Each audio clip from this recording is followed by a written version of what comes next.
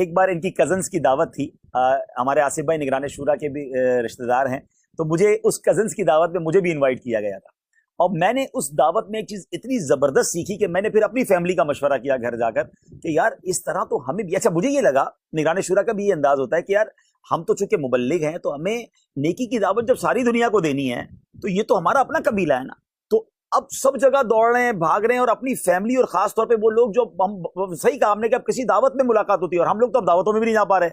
تو میں نے پھر اپنے بھائی سے کہا کہ یار ابو بھی چلے گئے، امی بھی چلی گئیں، تو ہمیں ایٹ لیسٹ ددیال اور ننیال کے جو رشتہ دار ہیں ان کو سال میں 1-2 بار گھر پہ دعوت پر بلا کر ہمارے کزنس ہم سے ملیں، ہم ان سے ملیں، ہم ان سے بات چیت کریں، اچھا نیکی کی دعوت بھی ہو جائے گی اور صلہ رحمی والا معاملہ بھی ہے، تو اس کو میں نے الحمدللہ وہاں سے لیا، پک کیا۔ ویسے تو ملاقات ہو جاتی تھی لیکن ایک اسپیشلی ایک گیٹ ٹوگیدر 1-2 گھنٹے کا بات چیت ہو رہی ہے، گفتگو ہو رہی ہے، ایک دوسرے کے حال احوال ہو رہے ہیں، اور ہم الحمدللہ نیکی کی دعوت بھی اس کو دے سکتے ہیں، تو بڑا کمال کا چلیں ہمیں چیز ملی کہ رشتہ داروں سے مل کر عید گزاریں اور اس سے دل جوئی ہوتی ہے۔ ہاں یہ ضرور ہے ناظرین، یہاں ایک بات میں کہہ دوں کہ جو شریعت کے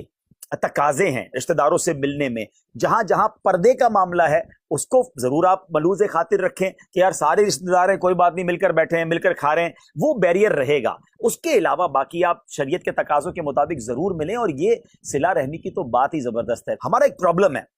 والد کا انتقال ہوا،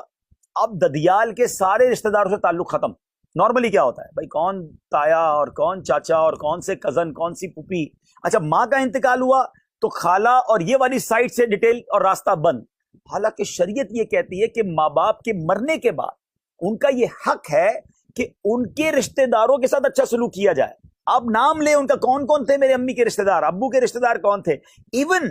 اگر شریعت اجازت دینا پردے کے معاملات کے ساتھ، اگر ماں کی کچھ سہیلیاں تھیں یا ماں کی کچھ ایسی مطلب ماں کا کوئی ایسا رابطہ تھا کہ جن کو والدہ مدد کرتی تھی، تو ہمیں وہ سلسلہ مرنے کے بعد بھی جاری رکھنا چاہیے۔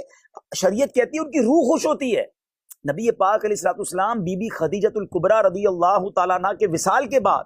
ان کی سہیلیوں کو تحفہ بھجواتے تھے، کیونکہ بی بی خدیجہ ان کو بھجواتی تھی، نیت کیا ہوتی تھی کہ ان کی روح خوش ہوگی۔ لیکن یہ کتنا عجیب معاملہ ہے کہ ہم اپنے ہاتھ میں رکھا کہ ہم ملنے کے رشتہ داروں کو، بچوں کو ملایا نہیں، اور ہمارے جانے کے بعد بچوں کو پتہ ہی نہیں کہ رشتہ دار کون ہے یا ان سے ملنا کیسے ہے۔ تو بہت اچھی بات آصف بھائی نے کہی، اور اس کو ہم نے کنٹینیو کرنا ہے کہ ہمیں اپنی ایک تو فیملی جڑی رہے گی اور دوسرا یہ محبت سلامت رہے گی۔ میں ویسے